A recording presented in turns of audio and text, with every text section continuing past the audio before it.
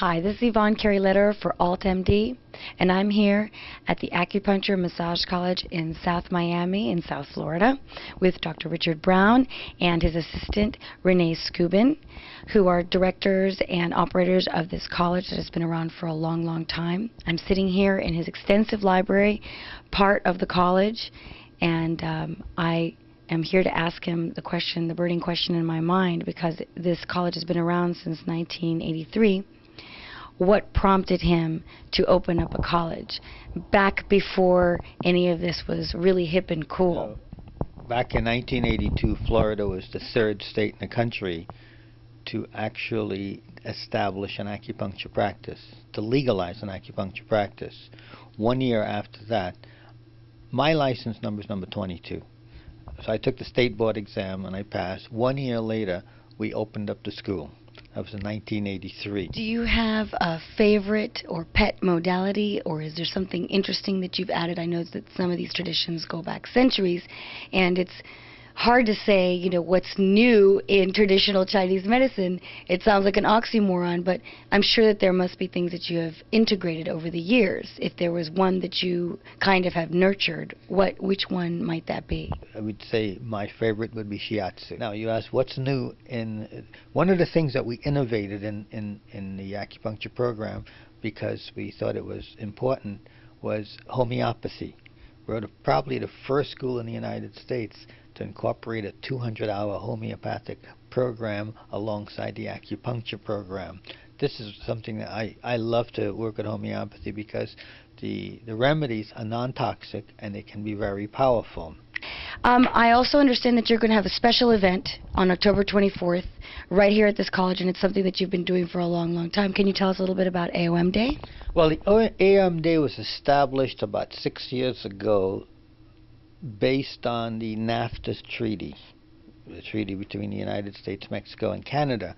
And all three countries decided that they would use this day to celebrate and honor this 3,000-year tradition.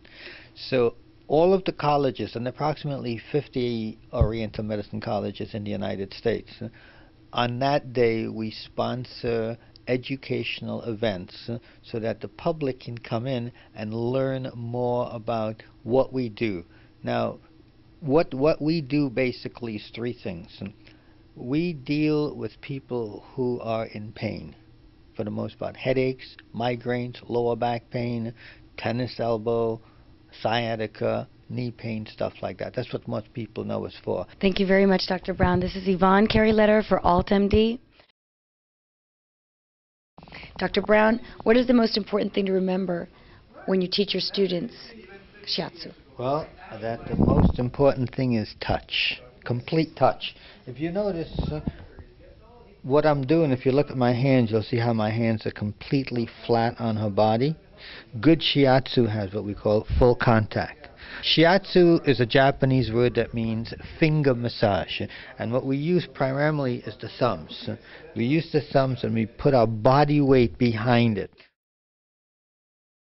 Dr. Browne, you said that the needles act as antennas? Yes, these needles act very much like antennas, and what they do is if you notice the way the needles are shaped, it has a shape where the top has a little head, a little round head, followed by a spiral. Now what the spiral does in electricity is that the spiral increases the flow. Now what I'm doing is I'm giving her 6 needles, 2 in the neck, 2 in the shoulders, and 2 in what we would call the liver points. I'm actually covering the muscle called the trapezius. The trapezius goes from here to here. This is the muscle that's taken, what people are using constantly, and it's causing them to have tightness in the neck, headaches, and irritation. Once we relax that area, the person walks around and they feel like they're in heaven. And you said earlier that acupuncture is the quickest way to relieve stress. Yes. Shiatsu is a longer lasting way. Well, shiatsu feels wonderful. Loosening the nerves in the spine and releasing the body's own hormones to relax them and avoid headaches sounds like excellent stuff to me. And this is just one of the different courses and certifications that you can get at the Acupuncture Massage School in South Florida. This is Yvonne Lederer with Dr. Browne, saying goodbye. And if you need to relax, please stop by, because they do offer massages and other treats and alternative medicine treatments for discounted prices.